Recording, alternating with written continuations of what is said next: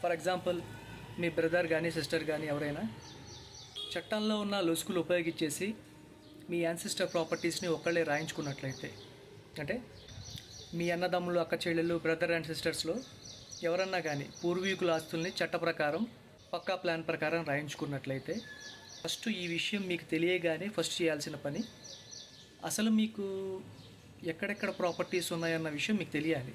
చాలా కుటుంబాల్లో చేసే తప్పేంటంటే, వాళ్ళ పిల్లలకి 35 ఏజ్ వచ్చిన తర్వాత కూడా, అంటే మేల్స్ కానీ ఫీమేల్స్ కానీ 35 ఏజ్ వచ్చిన తర్వాత కూడా వాళ్ళ పిల్లలకి ఎక్కడెక్కడ ఏ ఆస్తులు ఉన్నాయనేది చెప్పరు. ఎక్కడ స్థిరాస్తులు ఉన్నాయి, ఎక్కడ చరాస్తులు ఉన్నాయి, వాటికి సంబంధించిన డాక్యుమెంట్లు ఎక్కడ ఉన్నాయి, సర్వే నెంబర్లు ఏంటి, ఏం చెప్పరు. ఫ్యామిలీ మొత్తం మీద ఒక్కళ్ళకే తెలుస్తుంది ఆ విషయం. ఒక అబ్బాయికో ఒక అమ్మాయికో ఎవరికో ఒక్కళ్ళకి తెలుస్తుంది.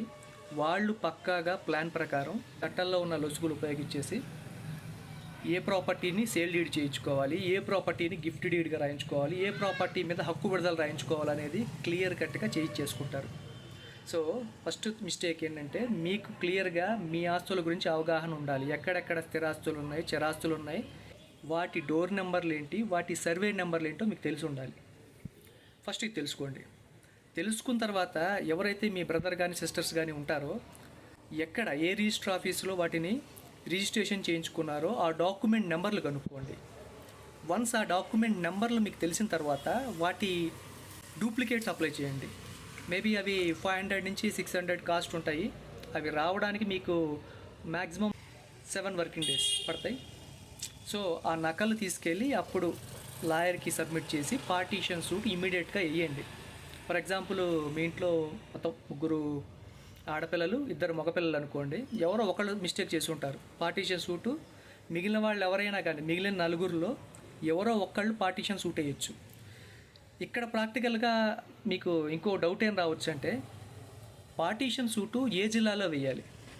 ఇప్పుడు మీకు తూర్పుగోదావరిలో కొన్ని ఆస్తులు ఉన్నాయి, కాకినాడ జిల్లాలో కొన్ని ఆస్తులు ఉన్నాయి. ఏ జిల్లా కోర్టులో వేయాలి పార్టీషన్ సూటు?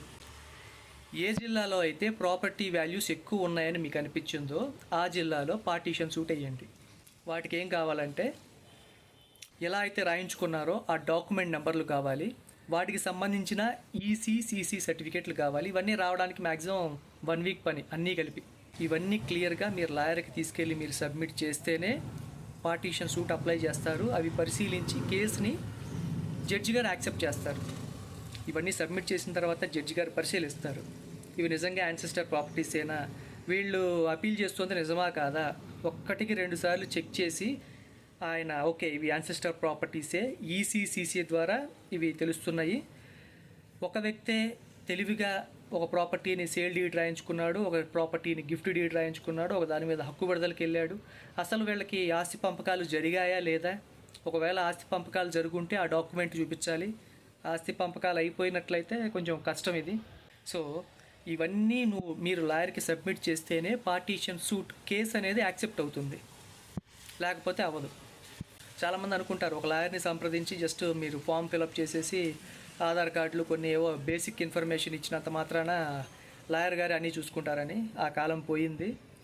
మీ కేసు కోసం మీరే తిరగాలి. కావలసిన సాక్ష్యాలు, డాక్యుమెంట్లన్నీ మీరే సంపాదించాలి, మీరే ఇవ్వాలి. అప్పుడే పార్టీషన్ సూట్ నిలబడుతుంది. మీకు నాలెడ్జ్ వచ్చిన వెంటనే, ఇలా రాయించుకున్నారని తెలిసిన వెంటనే as soon as possible partition suit వేసేయాలి. పుట్టిన పిల్లల్లో ఎవరో ఒకళ్ళు వేయచ్చు. ఖచ్చితంగా వేసేసి మీరు కోర్టుకి వెళ్ళాలి ఇమీడియట్గా. వాటికి మీకు తెలియాల్సిన ఇన్ఫర్మేషను క్లియర్ కట్గా మీకు ఎక్కడెక్కడ ఏ ఆస్తులు ఉన్నాయన్న విషయం మీకు తెలిసి తీరాలి లేదా తెలుసుకోవాలి. ఎలా రాయించుకున్నారో డాక్యుమెంట్ నెంబర్లు ఉంటాయి. ఎవరైతే కొడుకు రాయించుకుంటారో, కూతురు రాయించుకుంటారో సరే, డాక్యుమెంట్ నెంబర్లు మీరే సంపాదించుకొని వాటి డూప్లికేట్లు రిజిస్టర్ ఆఫీస్ నుంచి సంపాదించాలి. వాటికి ఒక 500 to 600 ఖర్చు అవుతుంది.